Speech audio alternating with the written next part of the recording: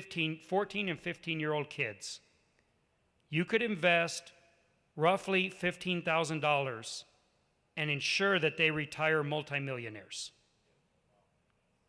You can do that. And so we will be talking about all of those kind of things. If you're interested to come, that'll be in the first hour of the meeting is where I'm doing it. Next week, we're going to have baptisms. So if you, some have already wanted to be baptized, but if you have believed on Jesus Christ and have not been water baptized, then you should approach me or Mike, either one, and you can talk to us about it.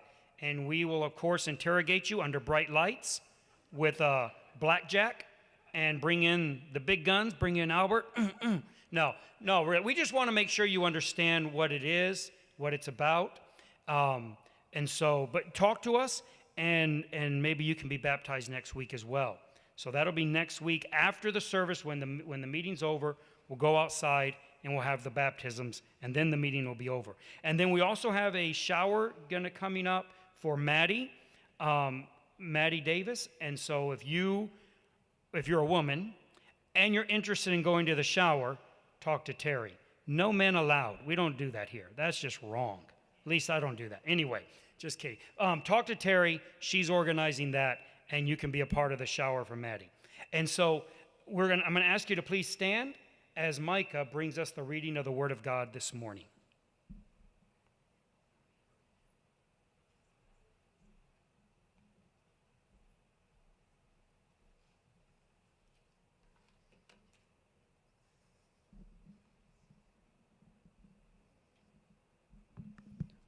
Today's reading will be from Ecclesiastes chapter 3, verses 1 through 15.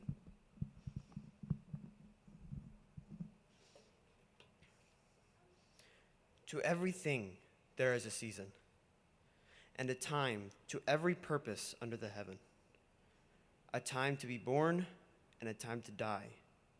A time to plant, and a time to pluck up that which is planted. A time to kill, and a time to heal.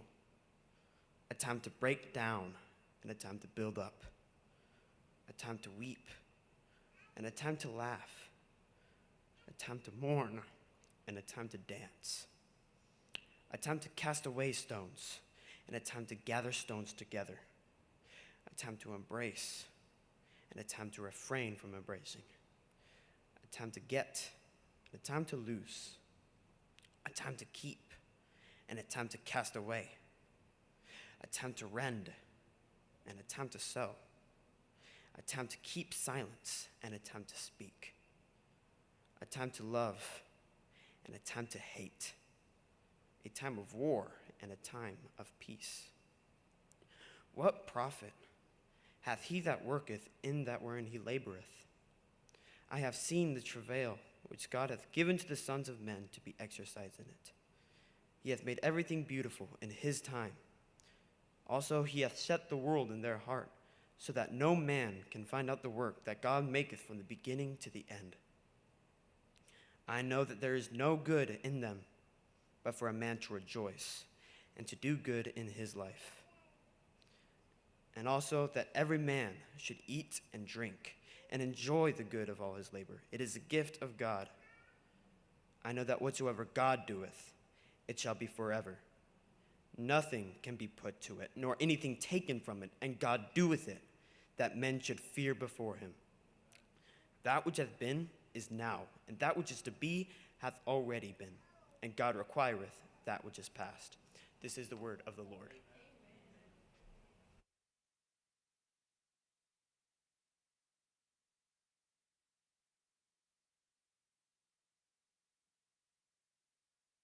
Excellent reading this morning. Excellent music. It's so great to be here with you all. And to dive right in today, you'll remember how this book started out, where the author states his purpose for writing it. I like it when an author does that. It's good to know, why did you write this? Sometimes you have to search through and find out. Sometimes an author tells you right up front, and he did.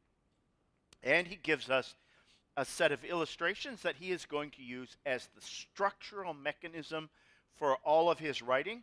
And you'll remember those were those three system models. They're kind of nested inside of each other, if you will. There's a directional dependency between them, the solar system, the wind or air movement around the earth, and then the hydrology cycle, that is the evaporation and condensation of water so that all the rivers run into the sea, but the sea never gets full because the water evaporates, goes over the land, and falls back down again. And he's used those three as kind of his basis for things. And we're going to discover as we go through this passage today that he is still using those same three models, and he's going to begin to apply them.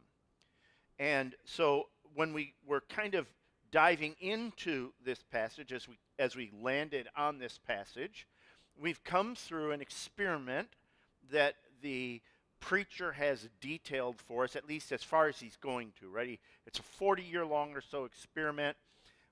He's given us the outline of how he did it. He says he first strove after learning wisdom, then he went for pleasure and for getting the most out of life, going for the gusto in life, denying himself nothing. He's wealthy enough and powerful enough to literally have everything he wants whenever he wants it. All of the servants and the music and the parties and the wealth and the houses and the mansions and the grounds and all that he could want, the horses and the chariot, everything was his whenever he wanted it. And he denied himself none of it. And then we find out that it was vanity. And he looks at it and sees labor in it all, irrespective of how wealthy he was. It turns out that as you gain wealth, you don't suddenly have less to do in life. It turns out you have more to do, just managing your estate and keeping it all together. I remember one time I was in another country with a friend who lived there, and we were driving through this neighborhood, and we were looking at these amazing estates. And he commented, those estates come in the sales price with their staff. Right? Staff is included in the sales price with that mansion. And I was like, seriously, you buy the house, you get the staff to run it? He said, it has to work that way.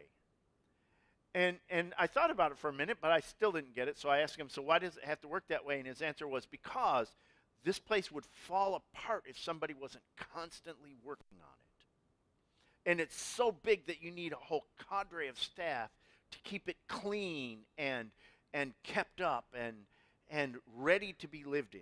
And so even when it's empty, the staff is still there working.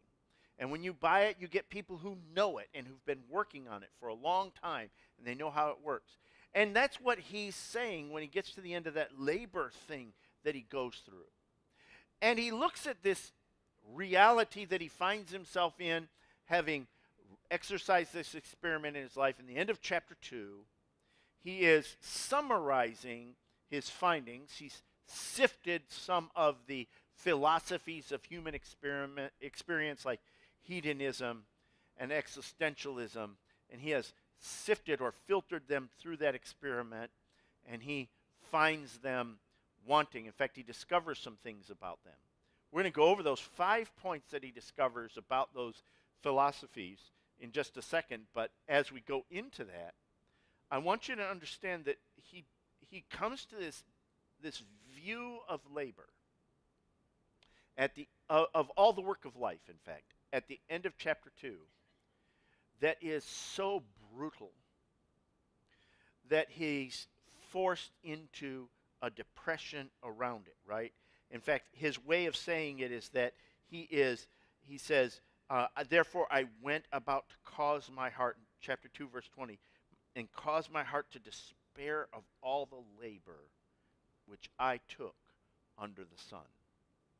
All the parties I threw, all the horses I got, all the buildings I built, all the books I balanced, all the counting of the wealth, all the spending of it, all of the care of all the people in the household, all of that, he says, I came to despair. I caused my soul to despair because of it.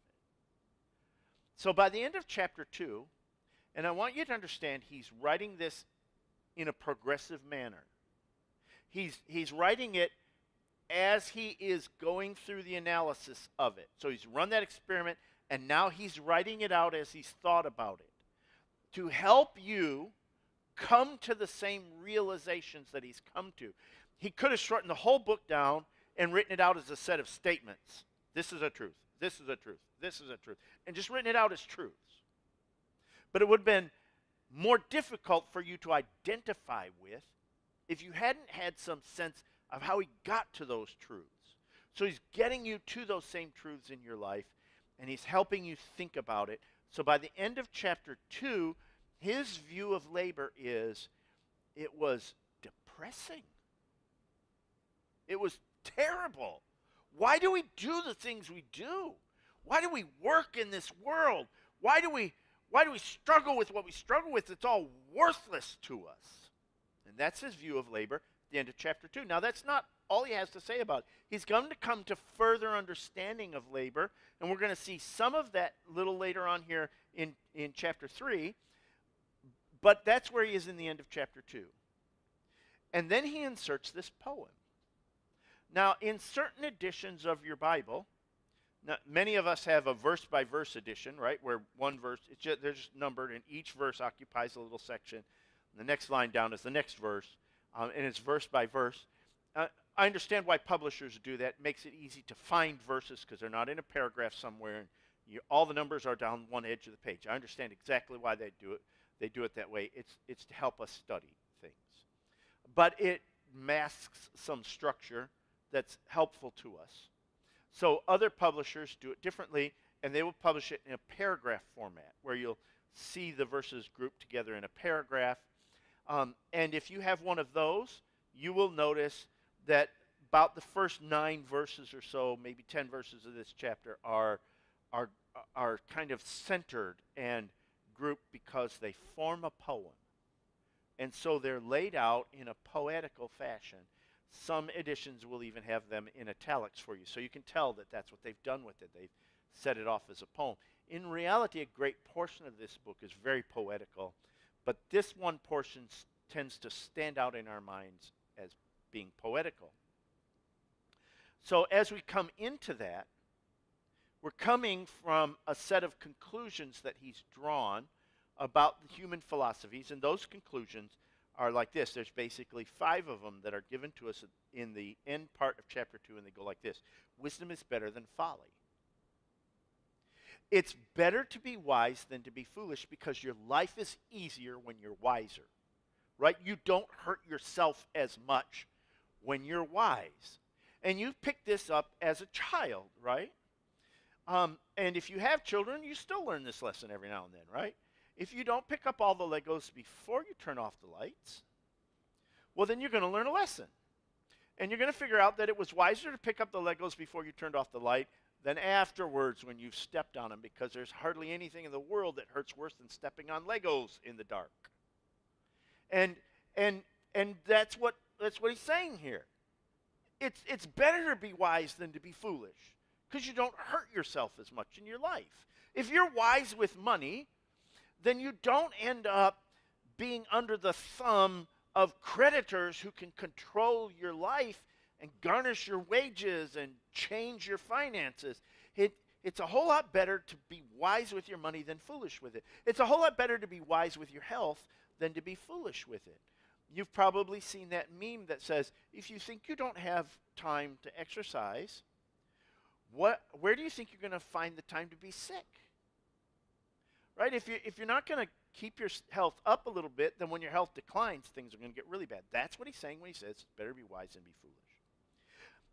But while wisdom can make the path easier for me and better in my life, it is not a guarantee that everything is going to go well.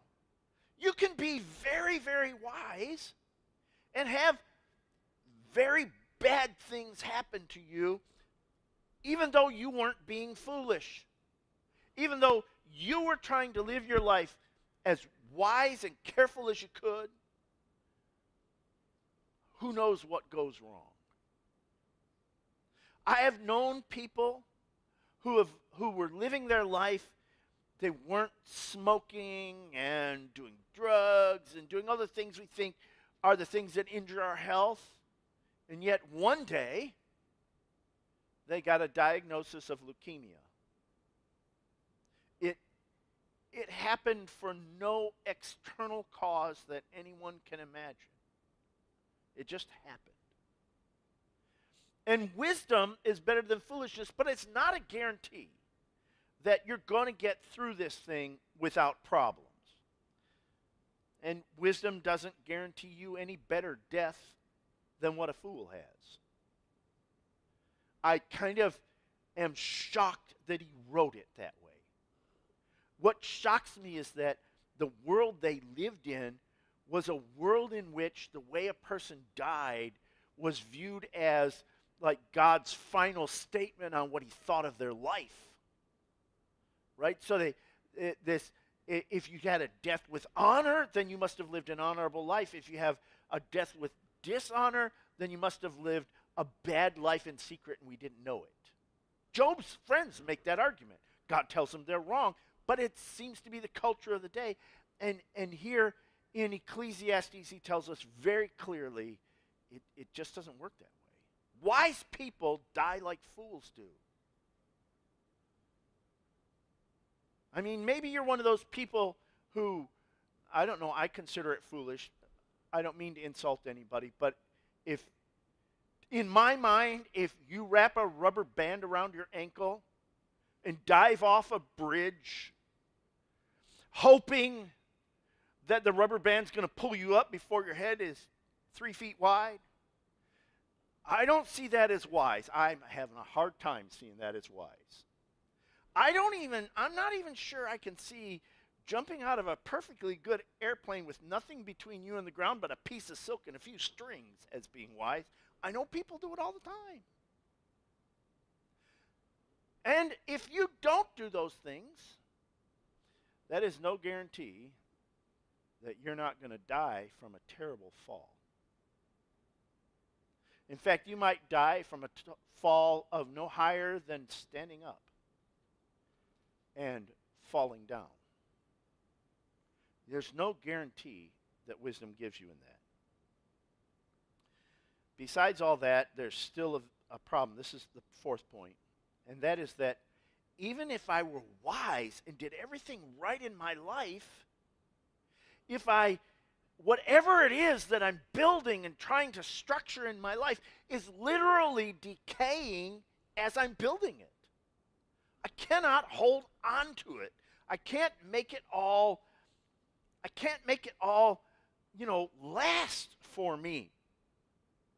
It's passing away as I observe it. We experience this in a way with our children. We see them and they're born and we hold them in our arms and there's these dear little things and they're our whole world and they're beautiful and they're almost angelic to us. They're so sweet. And then we take a nap and we wake up and they're 20. And we think, what happened to all that? Where's all that? Where did it all go to? It just changes and it passes away. And it's like vapor in the wind, dust in the wind. And the last one is, even if I could manage to keep it all together, and I could maintain it all, and I could keep it all in perfect working condition all my life, and I held on to it all, and I lost none of it, even if that was the case, I'm going to die. And when I do, I'm going to lose it all. And the people who come after me might look at it and say, well, that's a quaint little antique. Let's sell that. I'll bet we can get a few dollars for it. And it'll be gone. So that is the brutal truth that we got to at the end of chapter 2. And those 5 truths form the basis of his analysis of all philosophies throughout the entire rest of the book. He's going to come to that same conclusion about everything else that he gets to. And it brings him to depression. And he comes to a conclusion that says, therefore, you should enjoy the fruit of your labor. Now, this fits with one of my personal philosophies, and it kind of works like this. If you do everything in life right, and you don't go tying a rubber band around your ankle and diving off a bridge head first, and you don't go driving crazy on the road and getting smashed by a truck that you tried to brake check, you don't go, getting in a gunfight with people in the neighborhood. If you do everything smart, and you take care of your health, and you do everything right, chances are one of these days you're going to be living in a house you do not own, being cared for by people who are not related to you, and they are going to feed you oatmeal 3 times a day. And you probably will not remember that you've had oatmeal 3 times a day. So according to the preacher in Ecclesiastes, he says, therefore, while you can, you should enjoy the fruit of your labor. Right? So if you're ever going to want to eat steak, this is a great day to do it. Because you're not guaranteed tomorrow.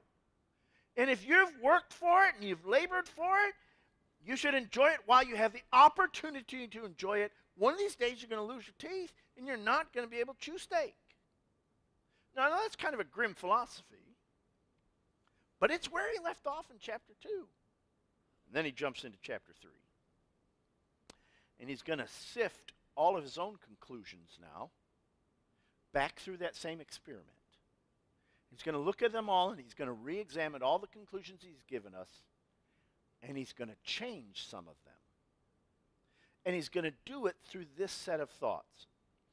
This set of changes, this view of things that happen in life, these cycles and these seasons, and each one of these seasons has its kind of transition in, its duration, and its transition out. We can look at it as endpoints with stuff in the middle, right? And we discover that this is constant for everyone. The only thing that seems to be constant in the universe, besides its creator, is this seasonality of change that he has built into the system. Now, this isn't the first time in Scripture we've come across this. We're told in other places, like, say, while the earth stands, according to the decree of God, summer and winter and springtime and harvest will keep on happening because God decreed it so. That there are these cycles that God has caused to happen. They're not an accident.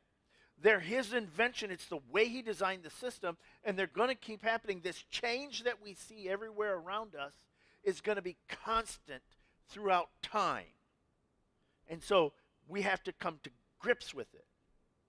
Now, before I dive into the points he makes, I want to make a slight observation about him.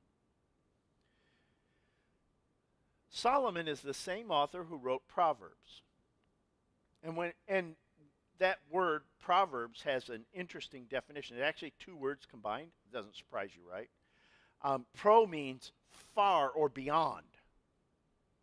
Verbum means word. So the very title of the book says, look past the words. Look beyond what he's literally saying here and see what's behind it. And he wants us to do that with this, which is why he put it in a poem. Right? Why would an author write this little multi-stanza poem here for us to be able to read, these 7 stanzas, if you will, for us to read, if he didn't want us to if he didn't want it to stick, right? The point of doing it is so that it sticks in our head. It's not like he sat there one day and said, there's going to be, I just foresee it already, there's going to be a rock band in the late 20th century, and they're going to need some good lyrics for their music. So I'm going to write a poem so they'll have good lyrics for their music. No, that's not what it was. The poem is so good that it sticks with us so that we can think about it deeply. And people put it to music because it's such a good poem. Right? So if you haven't heard Bread's version of this, I don't know where you've been, but you should go look up Bread's version of Ecclesiastes chapter 3 and listen to the song. But he gives us these things, these cycles, and you can, if you're counting them, you will notice that there are 28 points in this poem. Things that he's going to name, there are 28 of them. They occur in 2 sets of pairs, so there are 7 in one and 7 in another, for a total of 14 of sets of 2 each, giving us 28 of them. Now, I'm not proposing that we find some interesting doctrine using numerology. I am proposing that he wants you to see something by it. He wants the people he writes it to connect with this poem, and so he connects it to something that they're very intimately familiar with, because the Jewish calendar was not a solar-based calendar like ours is. It's a lunar-based calendar. And therefore, it operates on a 28-day cycle, the lunar cycle. And just as the moon is constantly changing its shape in the sky, as it goes around its shape and position, as we know, he's connecting this to that for them so that they could use it to memorize. And if you set it down and you said, you know what I'm going to do? Is I'm going to think about one of these words every day of the month. I'm going to meditate on that one thought. Every month you would come back to meditating on that same thought on the same day of the month, given a 28-day month in a lunar calendar. So he set this up to be memorized. And if you haven't memorized it, I want to suggest you memorize it, because it's worth meditating on. All right? So let's dive into this. The first one he gives is in verse 2, a time to be born and a time to die. Boy, isn't that encouraging? Isn't that uplifting? Isn't that a great way to start out a poem? You know, you might as well start it out on the lowest note you can strike. There is a time to be born. Or there is, he says, a time to be born and a time to die. Have you ever thought that you didn't have too much choice in the first one at all? We might have a choice in whether or not to get pregnant. And I think that's pretty clear that we make that choice. How do I know that? Because August and September are the are the months of the year with the highest birth rate around the nation. Which means October and November are the months with the highest rate of conception around the nation. Why is that? I don't know. Maybe because the kids went back to school. I have no idea. All I know is that that's the way it seems to work out. We have a choice in whether to get pregnant and when, but we don't have a choice in whether to be born. That choice is made by someone other than us. And doing away with human intervention, we would say that choice is made by God, not us. God chooses. Are you going to be born or not? And if so, when? It's his choice. You got caught up in a system you didn't volunteer for. You just showed up one day. And out of nowhere, suddenly you had consciousness. You probably don't even remember the moment you got consciousness. I don't know that anybody has a memory that good. My memory isn't good enough for yesterday, let alone that long ago. We won't talk about how long that was, but it was a long, long, long time ago. I'll put it this way, over half a century, right? I mean, it's a long time ago. And other than suicide, you don't get to choose the day you die either. Like the sunrise. We stand on the earth and we think, the sun rose on me, and the sun set on me. We perceive ourselves as the center of that cycle, but the truth of the matter is, the earth is going around the sun. The sun isn't moving anywhere. The sun didn't really rise. The earth turned as it went around the sun. We perceive it as sunrise and sunset because it's us, I perceive of this as my life. I own it. It's my life. I want to be able to live my life my way. But right off the bat in this poem, he takes that out of your hand and he says, hey, there's a time to be born and there's a time to die. You didn't get to pick any of that. Not your choice. The second one is interesting. He says, there's a time to plant and a time to pluck up that which is planted. You did get a choice in that. But it's constrained. Right? You don't go out and plant corn on November 15th. That's not corn planting time. There's seasonality for when you're going to plant your seed. Now, anywhere in that season, you got to choose which day you're going to plant it on, but there's seasonality in when you plant, and there's seasonality in when you're going to harvest it or pluck it up. And you could go out there any day you wanted to, and you could say, let me check the potatoes and see if they're ripe. And you could pull them up to see if they're ripe. But if you do that, you just killed the plant. And if the potato's not ripe, you got no potatoes. There's a time when you should pluck up that which you've planted. And it's not every day to see the progress. You have to understand that there's a passage of time and a maturing of things and a changing of things that happens when you're not looking. And you have to trust. There's a lot of faith involved in it. A lot of, I believe God's working even when I'm not seeing the thing happen in my life.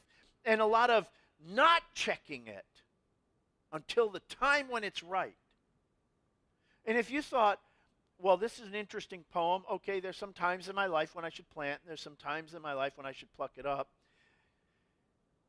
You've only got the surface. Because the really difficult thing is, how do I know? Like, how do I know when it's time to plant? How do I know when it's ripe and I can pull it out of the ground? It's not easy. It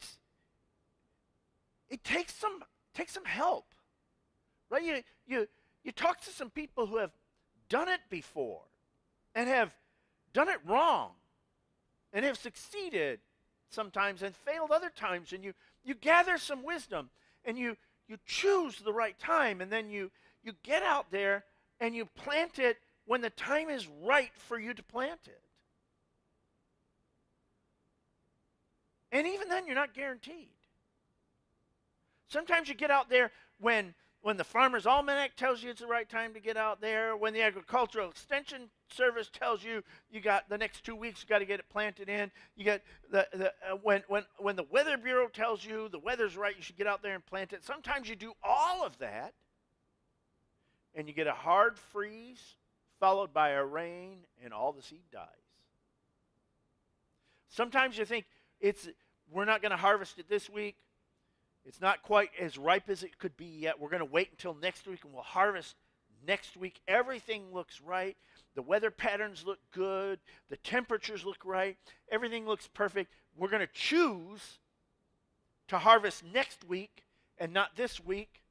And when next week comes, a sudden cold front freight train barrels out of Canada, kills the plants. By the time you can get them out of the ground, they're rotten.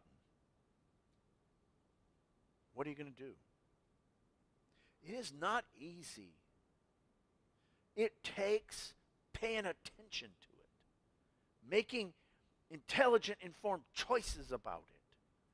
Yes, there's a time, but with birth and death, it's timing that's pretty much irrespective of you. But with sowing and plucking, it's time that's constrained a lot, but still depends upon you making a choice. A completely different set of problems in life, but we're not done yet. See, there's uncertainty in everything you do.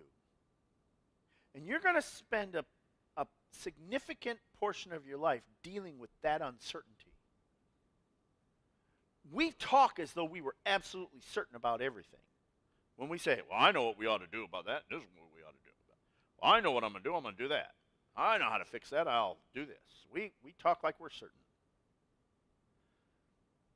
But most of the time, we're nowhere near as certain as we are. We're just fortunate enough to be right enough often enough that we don't look bad. But we're dealing with a significant amount of uncertainty in this life. And it gets constrained and seasonal. So the next one he says is, verse 3, a time to kill and a time to heal. Now this one at first can feel kind of confusing. It can feel confusing because let's take a look at why I think it's not what we often think it is, right?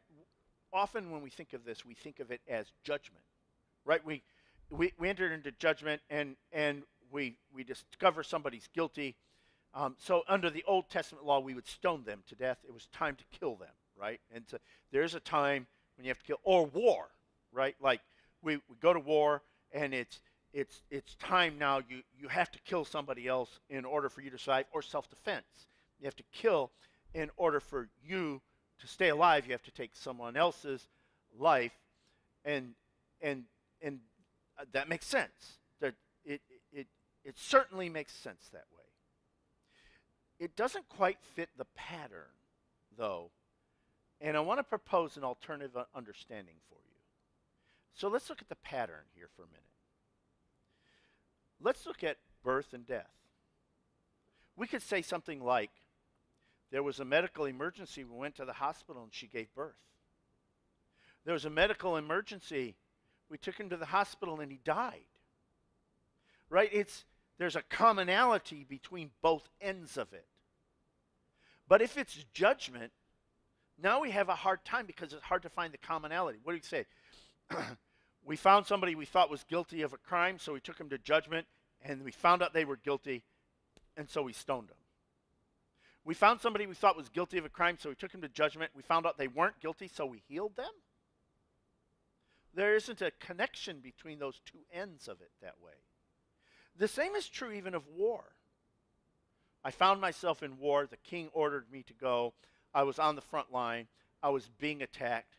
So the only choice I have, Patton made this clear in his speech, the only choice I had was to kill them before they killed me. Super, but how do you get the healing part then? I was sick, and I was faced with other sick people, and the only way I could help myself was to heal them. It doesn't quite match. There's only one way that I find that this matches, and that's to keep it in alignment with the verses around it and make it agricultural in nature. In which case he's saying, there is a time when you take that sheep and you slaughter it.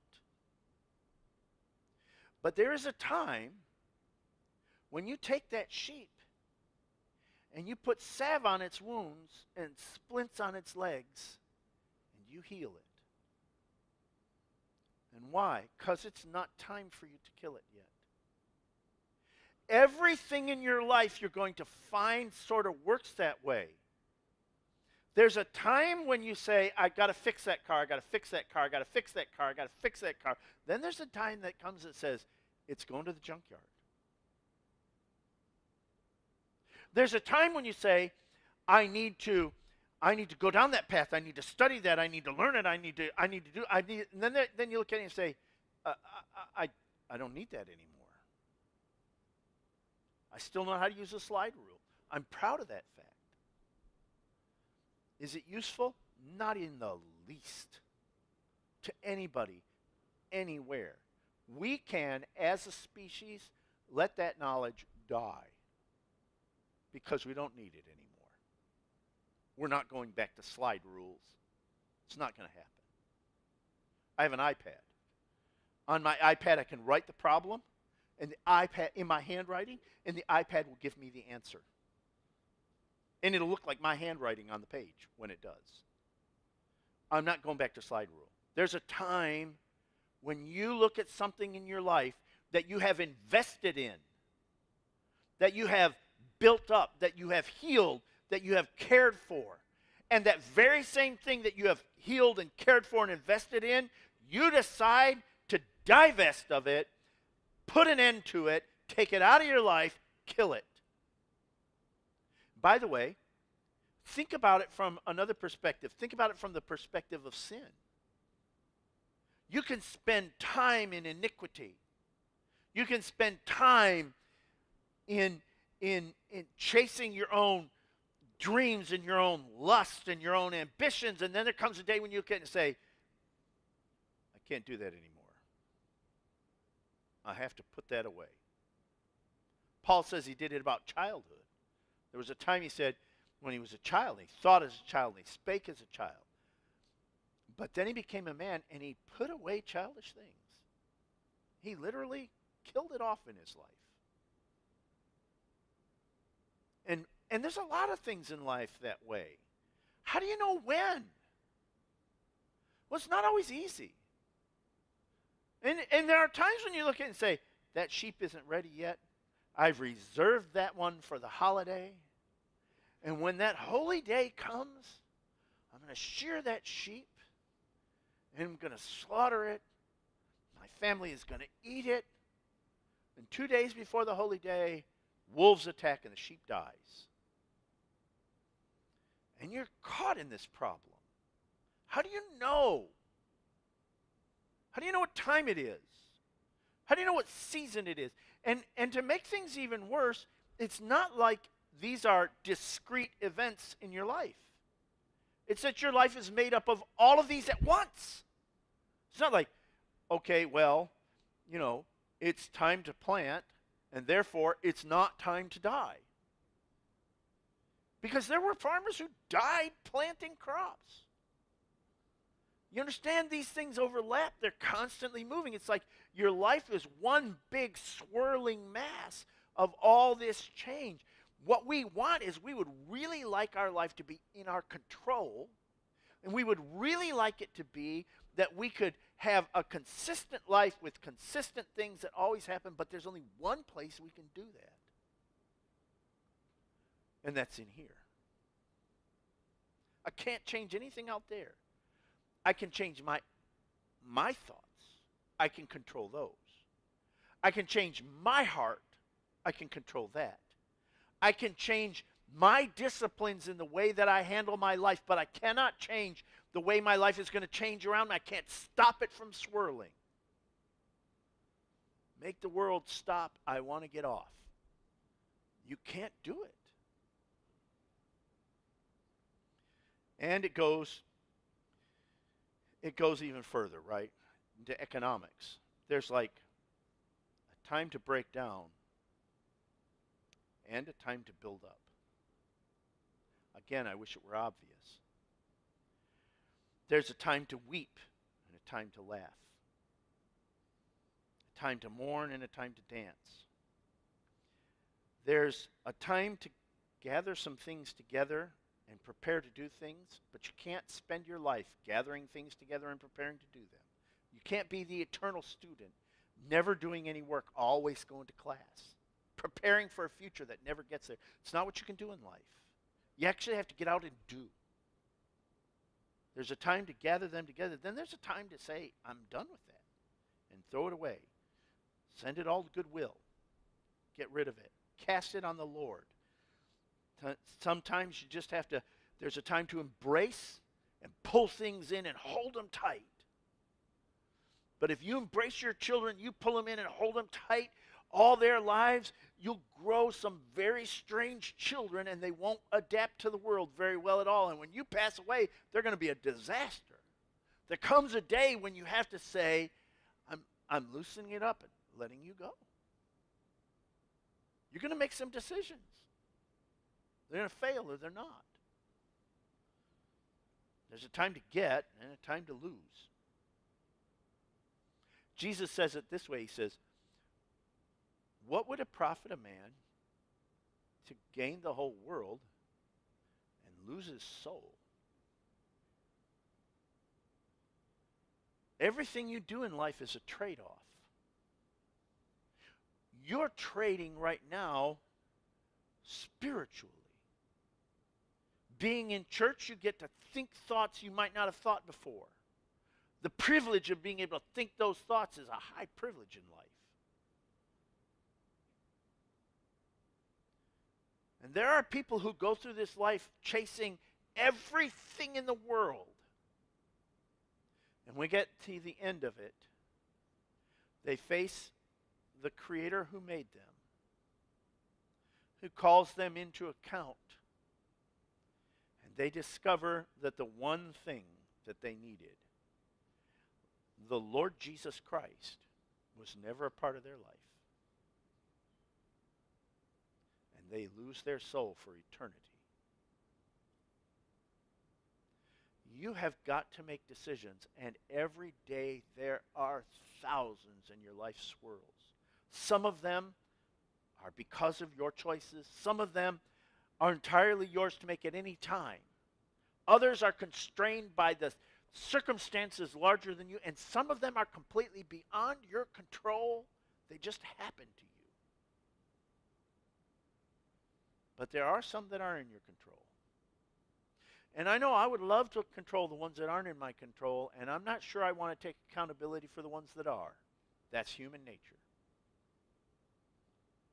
But the truth is, God has given you some things that are in your control, and one of them is your eternal destiny and what you do with Jesus Christ. And no war, no harvest, no success, no failure, no amount of gathering together all the greatest precious stones in the world is going to change anything. They couldn't buy you a second of time, and they cannot buy you favor with God. The only way to deal faithfully with your own soul and the destiny of that is through Jesus Christ and faith in Him. Now, when we return to look at this passage, we're going to discover that for this preacher writing this book, he discovers that having looked at all those cycles, it now changes his view of labor. And what was useless before changes and becomes meaningful. And as we part today, I want to make an observation. Life on its bare terms, as we got through chapter 2, life on those bare terms is pretty meaningless. It is certainly vanity. It is working and losing and dying. It is not building anything of any lasting value and winding up empty in the end. But there is something in history that has changed all of that, and that is the cross of Jesus Christ. And the cross of Jesus Christ changes it all for us entirely, so that now everything we do takes on now an eternal consequence. It's meaningful.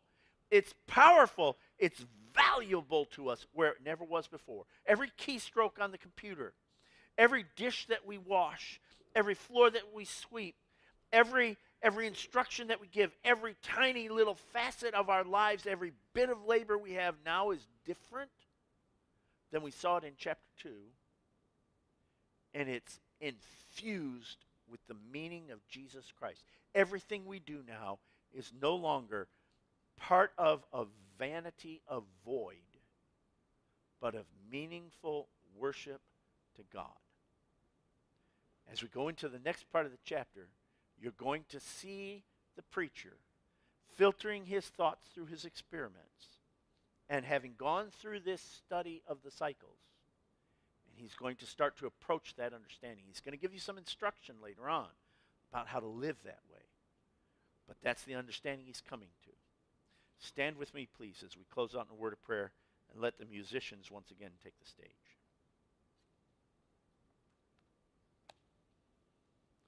Heavenly Father, who is equal to this? Lord, who's up to this task? Who can really think through all the complexities of all the change and all the cycles in life and really understand it? Oh Lord, you are the only one. And here's the instruction you gave us. You said, this is the accepted time. Now is the accepted time. Today is the day of salvation.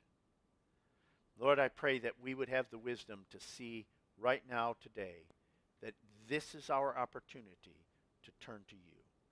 And that anyone who has not turned to you now would turn to you today.